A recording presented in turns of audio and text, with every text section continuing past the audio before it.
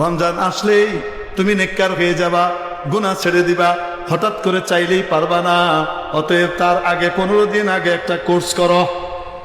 সেই কোর্সের জন্য দেওয়া হয়েছে কি শবে বরাত। শবে বরাত তো কোরআন হাদিসে নাই। হ্যাঁ অবশ্যই। নামাজ তো কোরআন হাদিসে নাই, নাকি পড়েন কিনা? কন্যা কেন? রোজা তো কোরআন হাদিসে নাই, রাখেন কিনা? কোরআন হাদিসের শব্দ রোজা আছে, রোজার অপর নাম আছে, সেটা কি? হ্যাঁ, সিয়াম। সিয়াম আর রোজা বলেন সেম জিনিস, ঠিক কি ঠিক না? নামাজ এবং সালাত একই জিনিস। শবে বরাত এটা আমাদের শব্দ, কিন্তু কোরআন হাদিসে যে শব্দ আছে সেটা হলো লাইলাতুন নিসফি মিন শাবান। লাইলাতুন নিসফি, এই আলে হাদিস পার্টি, আল্লাহ হেদায়েত নসিব করে। আমাকে গালাগালি করবে, আপনারা ভিডিও করে ছাড়তেছেন না, এমন গালাগালি দিবে আমাকে, ঠেলে দেখ। কিয়ামতের দিন যদি গালাগালি করে আল্লাহ নবী সুপারিশ পাইতে পারে, হোক না, তার আশা অনুযায়ী। কি অনুযায়ী? কোনো অসুবিধা নাই। যে কয়টা গালি দিবে সেই কয়টা সওয়াব তার আমল নামা থেকে আমার কাছে কেটে পাঠানো হবে, চিন্তা করেন না। অস্বীকার করে শবে বরাত তুমি কিছু নেই, শবে বরাত এই 14 তারিখে রাতে ইবাদত, এগুলো সব বেদাত, এগুলো সহিহ হাদিসে নাই। কিসে নাই? তাদের কিন্তু সহিহ হাদিসের একজন ইমাম আছে, তার নাম হলো ইমাম আলবানী। কথায় কথায় তারা বলে সহিহুল আলবানী, ইমাম আলবানী এটিকে সহিহ বলেছে। বলে কি বলে না? আলবানী সাহেব সহি বললে সহি, আর না বললে সহি না, এটা উম্মত বিশ্বাস করে না। বুঝেননি কি বলি? কোনটা সহি, কোনটা জয়ীফ, কোনটা কি আর কোনটা বাতিল, এইটা 1000 বছর আগেই ঠিকঠাক হয়ে গেছে। আলবানী সাহেব কত দরকার নেই। তারপরেও তারা আলবানী সাহেবকে মানে, কিন্তু আসলে আলবানীরেও মানে না। কারণ আলবানী সাহেব তার সিলসিলাতুল আহাদিস সহিহার মধ্যে, ধারাবাহিক সহিহ হাদিস, এটার মধ্যে উনি 8খানা হাদিস এনেছেন শবে বরাত সম্পর্কে। কয়খানা? 8খানা হাদিস এনে তারপরে কনক্লুশন দিয়েছেন। সামগ্রিকভাবে এই হাদিসগুলো দেখলে বোঝা যায় 14 তারিখের দিবাগত রাত্রের যে ইবাদত, যেটাকে আমরা শবে বরাত বলি, লাইলাতুন নিসফি মিন শাবানের ইবাদত, এটা স্বীকৃত এবং সুন্নাহ দ্বারা প্রমাণিত। কেউ যদি এটাকে অস্বীকার করে তাহলে তার নাদানি, কম ইলমি এবং জ্ঞানের স্বল্পতা। সহিহ ইবনে খুজাইমার মধ্যে হাদিস আছে, বলবো।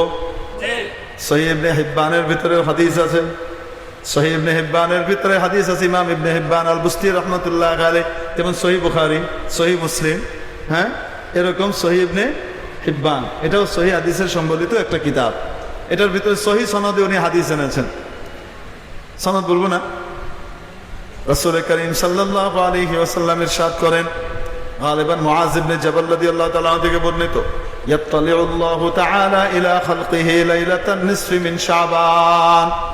আল্লাহ তাআলা লাইলাতুন নিসফি মিন শাবানে, শাবান মাসের মধ্যবর্তী রজনীতে তার পুরো সৃষ্টিকুলের দিকে রহমতের দৃষ্টি দেন।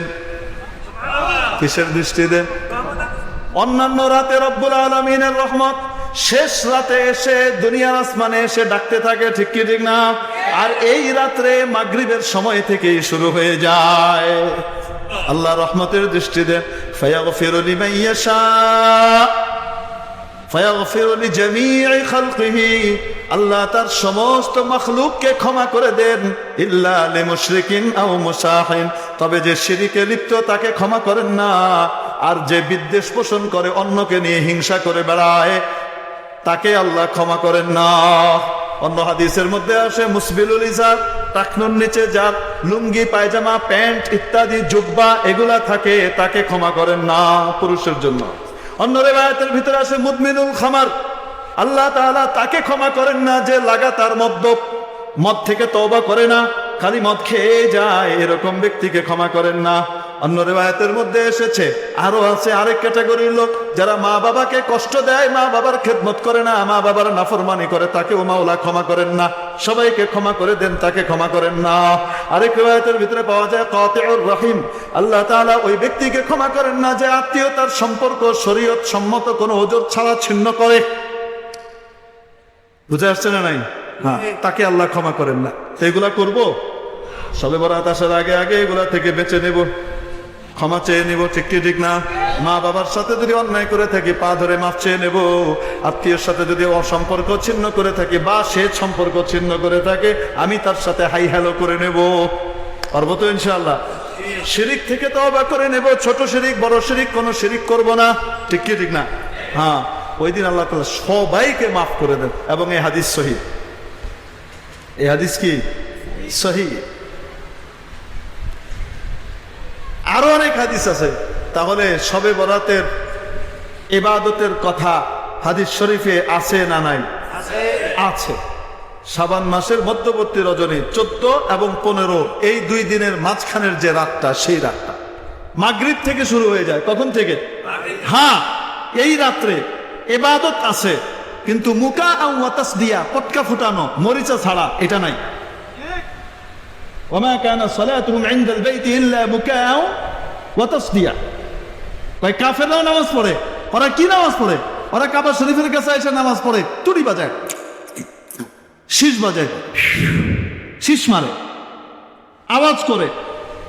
এটার নাম ইবাদত নয়। অতএব ওই রাত্রে মরিচা ছাড়া, ওই রাত্রে পটকা ফুটায় বেটানো, এগুলা কোনো ইবাদত নয়। এটা কাফেরদের তরিকা। আমাদের বাচ্চারা অনেক সময় না জেনে করে। আমরা সবাইকে অনুরোধ করব, খবরদার এই সমস্ত কাজে আমরা লাগবো না। ওই রাত্রে ইবাদত আছে। আপনি কোরআন তেলাওয়াত করেন, আপনি কিছুক্ষণ নামাজ পড়েন, কিছুক্ষণ দোয়া করেন, কিছুক্ষণ এই আমল করেন, ওই আমল করেন। হ্যাঁ, নামাজের ভিতরে এরকম কোনো সিস্টেম নাই যে 500 বার কুলু আল্লাহ পড়তে হবে, 70 বার প্রথম রাকাতে কুলু আল্লাহ আহাদ, দ্বিতীয় রাকাতে 71 বার কুলু আল্লাহ আহাদ, এই পড়লে নামাজে এই হবে সেই হবে। এরকম কোনো নামাজের বিবরণ আমরা হাদিস শরীফের ভিতরে পাইনি। সাধারণ নফল নামাজ যেমন পড়েন অন্যান্য দিন, ওই রাত্রেও নফল নামাজ তেমনই হবে। 2 রাকাত বা 4 রাকাতের নিয়তে নরমাল যে সূরা দিয়ে আপনি সাধারণত পড়েন, ওই সূরা দিয়েই তখন পড়বেন। বুঝাতে পেরেছি? হ্যাঁ, এখানে অনেক একটা হলো শয়তান চায় এই রাত্রের ইবাদত থেকে বঞ্চিত হয়ে যাক। সহি লেভেলওয়ালাদেরকে টেনে লেগে গেছে গা, ইবাদতের নামে তারা এখান থেকে ভাগছে। আর যারা ইবাদত করে, শয়তান চিন্তা করে এদেরকে ইবাদতের ভিতরে খামাখা ইবাদতে লাগাই দিই, যেন আসল ইবাদতটা করতে না পারে। মকসুদুল মুমিনিন, হ্যাঁ, সোলেমানি খাবনামা ভালনামা, আদি ও আসল আছে না নাই? হ্যাঁ, রাসূল সাল্লাল্লাহু আলাইহি ওয়াসাল্লামের 300 প্রকারের নামাজ। কয়শো প্রকারের? এক বই এক জায়গায় দেখলাম, আমি বয়ানে গেছি, দেখে হাঁটতেছি চুপে চুপে, তো দেখি রাসূল সাল্লাল্লাহু আলাইহি ওয়াসাল্লামের 300 নামাজ। আমি বললাম খাইছে রে, এটা 300 নামাজ কি কি একটু দেখা দরকার। আমি হয়তো অনেক কিছু জানি না, আমি লয়ে গিয়ে দিয়ে গুগল কর, খামাখা কিনছে, আমার পুরো টাকাটা বেকার। ফালতু জিনিস সব দিয়ে বেরিয়ে দিয়ে দিয়েছে। আর রাসূল সাল্লাল্লাহু আলাইহি ওয়াসাল্লামের নামাজ কোনো অস্তিত্বই নেই এগুলো। বুঝে আসছে না? নাই। এই জন্য শবে বরাতের নামাজ অন্যান্য রাতে যেমন নামাজ পড়েন, এই রাতেও কি তেমনই নফল নামাজ হবে। বোঝাতে পেরেছি না পারি নাই? হ্যাঁ, কিছুক্ষণ নামাজ, কিছুক্ষণ দোয়া, কিছুক্ষণ এটা দোয়া একটা ইবাদত, শুধু ইবাদত না, সমস্ত ইবাদতের সারাংশ, মগজ। নবীজি বলেছেন আর দোয়া ও মুখুল ইবাদা। দোয়া শুধু ইবাদত না, দোয়াকে আমরা ইবাদত মনে করি না, অথচ দোয়া করলে, নামাজ পড়লে যেমন সওয়াব হয়, দোয়া করলে তেমন সওয়াব হয়, কবুল হোক চাই না হোক। আর দোয়া হিয়াল ইবাদা, দোয়াই ইবাদত। দোয়াই কি? আরে গোটা কোরআন নাজিল করা হয়েছে হেদায়েতের জন্য, ইবাদতের জন্য, ঠিক কি ঠিক না? সেটা সারাংশ এনে দিছে কোথায়? সূরা ফাতিহা। সূরা ফাতিহার সারাংশ কি? দোয়া। ইহদিনাস সিরাতাল মুস্তাকিম। আর দোয়া হিয়াল ইবাদা, আর দোয়া মুখুল ইবাদা। দোয়া ইবাদতের মগজ, ইবাদতের মগজ। এজন্য দোয়া করব। কি করব? আপনি যেই ভাষায় পারেন সেই ভাষায় দোয়া করেন, কোনো অসুবিধা নাই। তারপরে কিছুক্ষণ জিকির করব।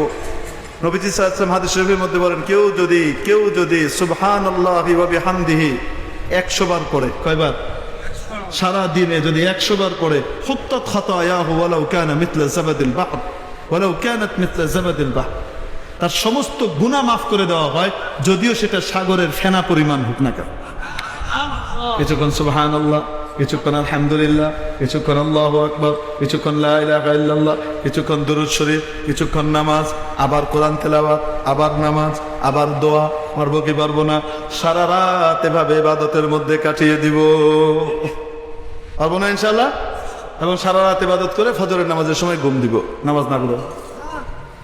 এটা হ্যাঁ, কি করতে হবে? হ্যাঁ, এই ইবাদতটা কিন্তু বাড়িতে করার ইবাদত, একা একা। কিভাবে? একা একা করার ইবাদত।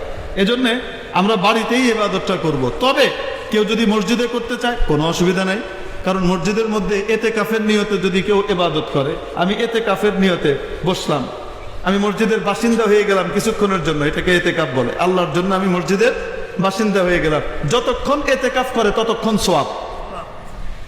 তো মসজিদে এতেকাফ করা এটাও তো একটা সওয়াবের আমল। অতএব আপনার বাড়িতে যদি সেই পরিবেশ না থাকে, অথবা মনে হয় যে রাতটা ছুটে যেতে পারে, আপনি মসজিদের ভিতরে এতেকাফের নিয়তে ইবাদত করেন, সমস্যা কি? অল্প সময় এতেকাফ করার নিয়তে করলেও করা যায়, ঠিক কি ঠিক না? হ্যাঁ, এর জন্য কোনো নিষেধাজ্ঞা নাই, করবো তো ইনশাআল্লাহ। এখন আসেন, এই সব কিছুর পরে দিনের বেলায় রোজা, বিলকুল আপনি দিনের বেলায় রোজা রাখতে পারেন, এটাও হাদিসের ভিতরে আছে। রাতের ইবাদত দিনের বেলায় আরো আসতে, হ্যাঁ, রাতের ইবাদত যদি করার হিম্মত কারো না হয়, এশার নামাজ জামাতের সাথে গিয়ে আদায় করেন, অর্ধেক রাত্রি ইবাদতের সওয়াব। ফজরের নামাজ গিয়ে জামাতের সাথে মসজিদে আদায় করেন, অর্ধেক রাত্রি ইবাদতের সওয়াব, পুরা রাত সওয়াব হয়ে গেছে। কিছু না পারলে এতটুকু হলেও করব, ঠিক আছে তো? এই রাতে ইবাদত আছে, হালুয়া রুটি নাই। শবে বরাতে ইবাদত আছে, শবে বরাতে কি নাই? হ্যাঁ, এগুলা কুসংস্কার। শবে বরাতে চালের রুটি আর কি লাগবে? গরুর গোশত পাকাইতে হবে। হুজুর যদি পাকাই অসুবিধা আছে কিনা? সওয়াবের নিয়তে পাকাইলে তো বেদাত। আর যদি এমনি পাকান যে হুজুর রাতের বেলায় রুটি খাবো, খিদা লাগলে রুটি খাবো, ইবাদত করবো, এই জন্য কি করছি, রুটি মুটি পাকাইছি, গোশত মোস্ত পাকাইছি, সে দিনে পাকায়া সব শেষ, রাতে কোনো কিছু করি নাই, এই বাড়ি ওই বাড়ি হালুয়া পাঠাই নাই, এগুলো ওগুলা করি নাই। এটা করলে সমস্যা আছে কিনা? করলে করতে পারেন। ইবাদতের নিয়তে যদি করেন তাহলে বেদাত হবে। আর যদি এমনি করেন শরীরের শক্তি সঞ্চয়ের জন্য, ওই রাতে ইবাদতটা করবো, ভাত টাতের ভিতরে যাব না, একটু চা পানি খাবো আর এই খাবো, এই জন্য করলে করতে পারেন। বুঝছেন কি বলছি? হ্যাঁ, মনে রেখেন। এজন্য শবে বরাতে ইবাদত আছে, হালুয়া রুটি, হ্যাঁ, বিশেষ খাওন দাওন, বুঝাইতে পারি নাই মনে হয়। হ্যাঁ, আর দিনের বেলায় রোজা, 15 তারিখের রোজা, এটা নিয়ে কেউ কেউ তিলখাল করে, তিলখাল করার কোনো সুযোগ নাই। কারণ 13, 14, 15 এই 3টা দিন, চাঁদের মাসের 13, 14, 15 এই 3টা দিন নবী করিম সাল্লাল্লাহু আলাইহি সাল্লাম কি রাখতেন? রোজা রাখতেন। এটাকে আইয়ামে বীজের রোজা বলে। কিসের বোঝে? আইয়ামে বীজের রোজা। এই রোজা 15 তারিখ আইয়ামে বীজের ভিতরে পড়ে, আপনি রাখতে পারেন, আইয়ামে বীজের রোজার ভিতরে পড়ে যাবে। সবচেয়ে ভালো হয় যদি আপনি রবি, সোম, মঙ্গল 3 রোজা যদি রাখতে পারেন তাহলে সবচেয়ে ভালো। না রাখতে পারলে ওই দিনেরও রাখেন বা আগের দিন সহকারে রাখেন, কোনো সমস্যা নাই, ঠিক কি ঠিক না? আল্লাহ তাআলা আমাদেরকে আমলের তৌফিক নসিব করেন।